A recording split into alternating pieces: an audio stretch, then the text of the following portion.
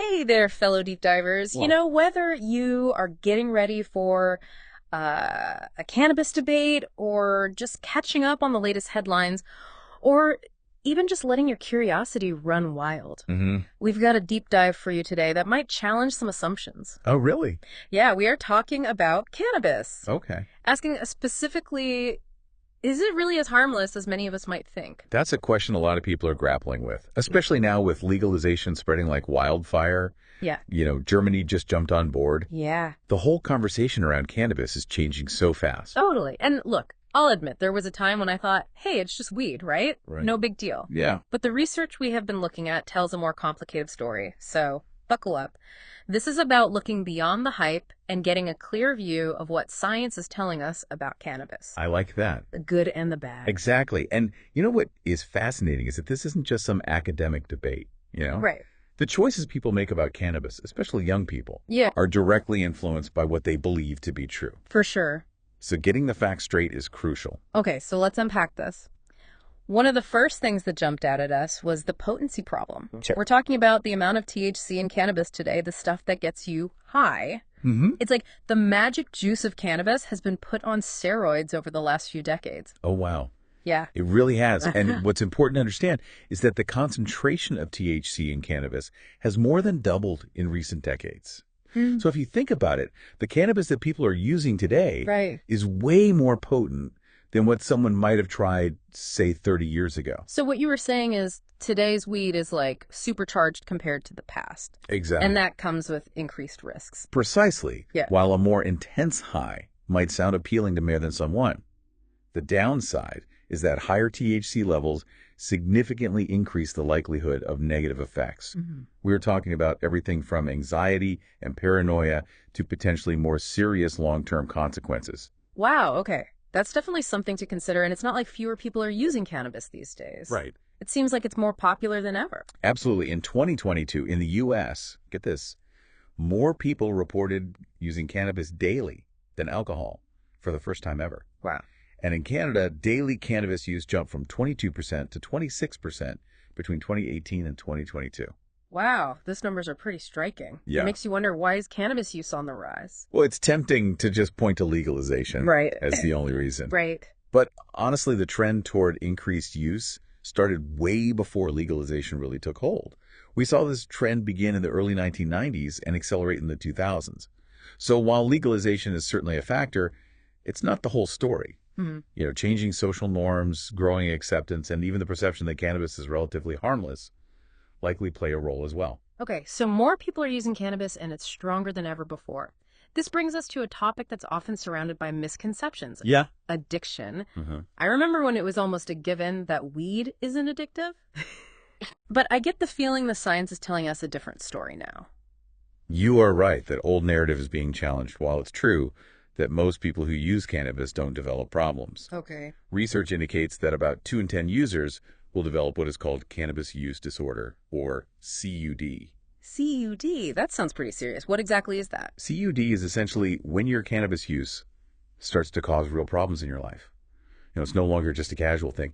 You might find yourself needing more and more to get the same high, using even when it causes problems at work or in your relationships. Right. Or experiencing unpleasant withdrawal symptoms when you try to cut back. So it's not just about being physically addicted, it's about how cannabis use impacts your day-to-day life and your overall well-being. Exactly. And what we're finding is that the likelihood of developing CUD is strongly influenced by 3 main factors. How much THC you are consuming, Okay. how often you are using, and the age at which you start using cannabis. The higher the THC content, the more frequent the use, and the younger you started, the higher the risk of developing CUD. So if you are a teenager who is using high-potency cannabis every day, that's a pretty big red flag, right? It definitely puts you in a high-risk category. And what is concerning is that about 1 in 10 cannabis users end up developing a serious addiction. Wow. This often looks like daily use, struggling to cut back, and seeing various aspects of their lives negatively impacted. Okay, so let's dive into some of the potential consequences of heavy cannabis use. Okay. What kind of negative impacts are researchers seeing? Well, the research is painting a pretty clear picture. Heavy cannabis use is linked to a whole host of problems, including mood swings, irritability, paranoia, anxiety, and even depression. Hold on, but isn't cannabis sometimes used to help people with anxiety and depression? Right. I have heard people say it helps them cope. You are right. Hmm. Some people do report that cannabis helps them manage those feelings in the short term. But ironically, the research shows that heavy cannabis use can actually worsen these conditions over time. It's like a vicious cycle you use to feel better, but it ends up making you feel worse, so you use more, and so on. Wow, that's a tricky situation. It seems like it could be tough to tease apart what's causing what. Exactly. And this is where open and honest conversations about cannabis become so important. Hmm. You know, For sure. it's not about demonizing the plant. It's about understanding its full effects, both positive and negative. Absolutely. And it sounds like heavy cannabis use can also impact our social lives and how we connect with others. That's another area where the research is revealing some important insights. Hmm. Heavy cannabis use has been linked to increased loneliness and social isolation, while cannabis might offer a temporary escape from those feelings. Okay. It can actually make you more withdrawn and awkward in social situations over time, further exacerbating feelings of loneliness. So it's like a double-edged sword. It might offer temporary relief, but can actually make the problem worse in the long run. It seems like heavy cannabis use can also impact how we experience pleasure and enjoyment in general. That's right. Heavy use can lead to what we call mental numbness. Essentially, cannabis can dampen the brain's reward system, making it harder to experience pleasure from everyday activities. This can lead to a sense of apathy and a feeling of good enough, Hmm. rather than genuine enjoyment. It's like your ability to appreciate the simple pleasures in life gets dulled. That sounds really disheartening. Yeah. It makes me wonder if you are constantly numbing yourself out. Are you really living life to the fullest? That's a great question, and it highlights a potential downside of heavy cannabis use. It can act as a barrier to personal growth if you are constantly numbing yourself out. You might be avoiding uncomfortable emotions and experiences that are necessary for growth and development. Hmm. And speaking of uncomfortable experiences, let's tackle another misconception about cannabis. The idea that it doesn't have withdrawal symptoms. Oh, yeah, I have heard that one too. Cannabis withdrawal, it's not a thing. Right. But like the myth that cannabis isn't addictive, I have a feeling that's not the whole story. You are catching on, while withdrawal symptoms might not be as intense or as common as with some other substances. Right. They are definitely real and can be pretty unpleasant for some people, especially those who've been using heavily and frequently. Okay, so for someone who is trying to cut back or quit cannabis, what kind of withdrawal symptoms might they experience? It can vary a lot from person to person, but some common ones include things like physical discomfort, headaches, chills, nausea, that kind of icky feeling. Some folks report sleep disturbances too, especially vivid, sometimes even unsettling dreams.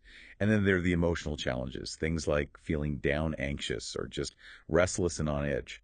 So it's not just a physical thing, it can really mess with your mental and emotional state too. That's important for people to know if they are thinking about cutting back. Absolutely, being prepared for those potential challenges can make a big difference in whether someone is successful in cutting back or quitting. Okay, let's get into a topic that always seems to spark a lot of debate: brain damage. There are so many opinions out there about the long-term effects of cannabis on the brain. What is the real story? Yeah, this one is complex and the research is still ongoing, but here is what we know for sure. THC, the psychoactive component of cannabis, the part that gets you high, directly affects brain chemistry. Okay, hold on. For those of us who aren't neuroscientists, what does that actually mean? How does THC mess with our brains? Think of it this way. Your brain relies on a delicate balance of chemicals and signals to function properly. THC disrupts that balance, essentially hijacking the brain's natural communication pathways. And there's even some evidence suggesting that long-term heavy cannabis use could lead to structural changes in the brain. So basically, THC is messing with the wiring in our brains. In a way, yes. Hmm. But the long-term consequences of those changes are still being studied, and the impacts seem to vary a lot from person to person. Some people seem to bounce back more easily than others. Are there any specific areas of concern when it comes to potential brain damage from cannabis use?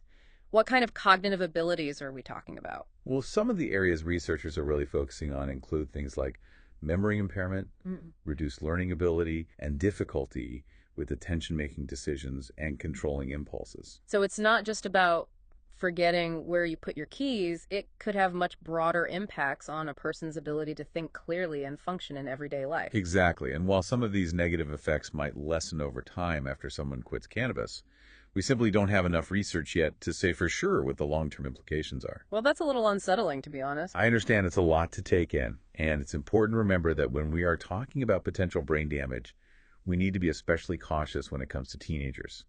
Their brains are still developing and are much more vulnerable to the negative effects of substances like cannabis. That makes sense. Teenagers always seem to get the short end of the stick when it comes to substance use, right? So, why are teens so much more susceptible to the negative effects of cannabis compared to adults? Well, their brains are going through a period of rapid development, especially in areas that are critical for things like learning, memory, decision making, and emotional regulation. When you introduce a substance like THC into that mix, it can disrupt those developmental processes and potentially have long-lasting consequences. So, it's not just about the immediate effects of being high, it's about the potential for long-term harm to their developing brains. Exactly. And teenagers who use cannabis are at a higher risk of developing an addiction compared to adults. Yeah. We also see links between early heavy cannabis use and poor performance in school, lower chances of completing education, and an increased risk of developing mental health issues later in life. Wow, that's a lot to consider. It seems like the message here is pretty clear. If you are a teenager, it's best to steer clear of cannabis. Given what we know from the research right now, that's definitely sound advice. The potential risks to young people's developing brains are simply too high to ignore. It sounds like there's a lot we still don't know about the long-term impacts of cannabis use, especially on the developing brain. Is there anything else parents, educators, or even teenagers themselves should be aware of when it comes to cannabis use and mental health? One thing that is really important to understand is that cannabis use in teenagers has been linked to an increased risk of developing serious mental health issues later in life.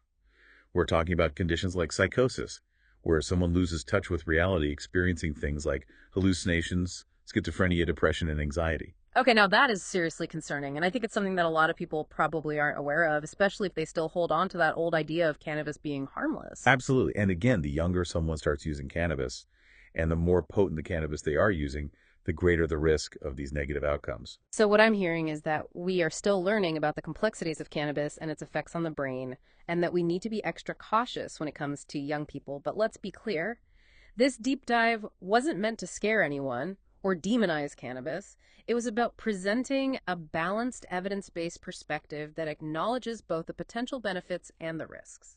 I completely agree. And it's important to remember that for many adults, moderate cannabis use is likely less harmful than alcohol consumption. Mm-hmm. But as with any substance, it's about making informed choices and understanding the potential consequences. Okay, I love that informed choice. That feels really empowering, actually. Like, the more we know, the better equipped we are to make decisions that are right for us. And now that we are seeing more and more countries legalizing cannabis, it seems even more important to have these open and honest conversations about the risks, especially for young people. I couldn't agree more. Legalization doesn't erase the risks. It just changes the landscape, and with increased access comes increased responsibility. We need to educate ourselves and others about the full spectrum of cannabis's effects so that people can make choices that align with their values and their health goals. Speaking of education, and I don't want to give too much away here, but we have put together a bunch of resources on our website that dives deeper into all of this, so be sure to check that out if you are interested in learning more. What is fascinating to consider is this: now that we are moving into this new era of legalization, what responsibility do we have as a society to ensure that young people are getting accurate information about both the benefits and the risks of cannabis use? That's such a great question. It's not enough to just legalize it and hope for the best, right? Yeah. We need to have thoughtful conversations about how we are educating the next generation about cannabis. It's their future, their health on the line. It is, and these conversations can be tough, especially when there's so many different opinions and beliefs swirling around. But I think it's crucial to create a space where we can talk openly and honestly about cannabis without judgment or shame. I love a space for open and honest conversation. That feels so important, and it makes me think, what role can parents and educators play in shaping those conversations? They have a huge role to play. They are the ones on the front lines interacting with young people every day.